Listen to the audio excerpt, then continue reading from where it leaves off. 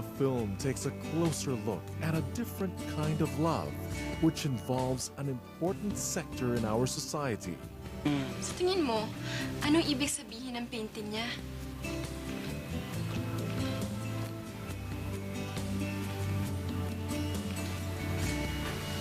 Nagtatakal siya ng ibang parang sector sa society. I mean, yung mga deaf, mute, ganyan. They're more expressive kapag sila nag-uusap. They have to show it kasi minsan binabasa rin nila how a person acts, how a person feels. Yung pelikula, gusto niyang sabihin na kailangan mas maintindihan natin kung ano yung tunay na mundo ng mga kapatid nating deaf. Na mas malaman natin ng mas malalim na pantay-pantay lang yung lahat. Na sanay magmahal, na nasasaktan, na kailangan din nila na mas maunawaan natin sila. Na hindi naman kailangan na layuan natin or iwasan natin dahil may limitasyon yung communication. Dapat nagre-reach out din tayo. It's really unique kasi parang ngayon lang ako nakita na ganitong klaseng film.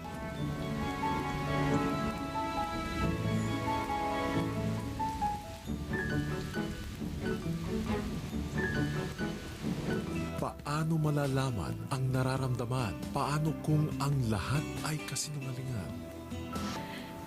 Masyado akong nagpadala sa panaginip ko. I'm sorry.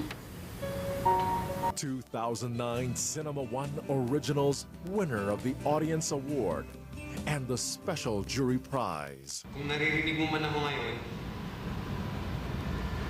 ako yung lalaking lagi mong nakakasakay. Pasensya na, hindi malakas ang loob kong sabihin sa'yo na mahal kita. Minsan hindi kailangang isigaw yung pagmamahal or sabihin mo sa tao na mahal mo siya. Ang pinaka-importante siguro yung pakiramdaman mo. Tapos, ang tunay na pakinggan mo, yung puso, hindi sinasabi ng bibig. Yes po, ini-invite ko po kayo. Sana po supportahan at panoorin niyo po itong movie na to. Kasama ko po dito si Enchong D. To everyone na gusto ma-in love, na nagkakaproblema sa love, na gusto ma-experience at gusto makita yung sarili nila, inihandog po namin tong pelikula na to. Witness a love like no other. A love in a world of silence. A love only the heart can see.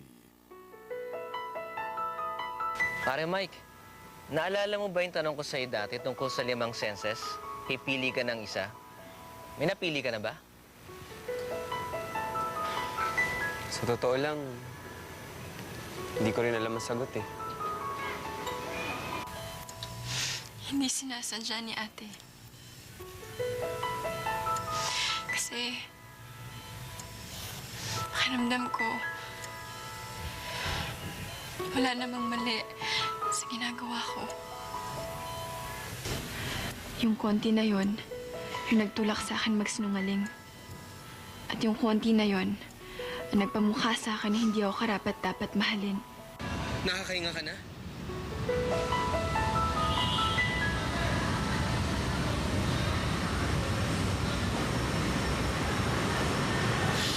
Hindi ka. Totoo to, Eril.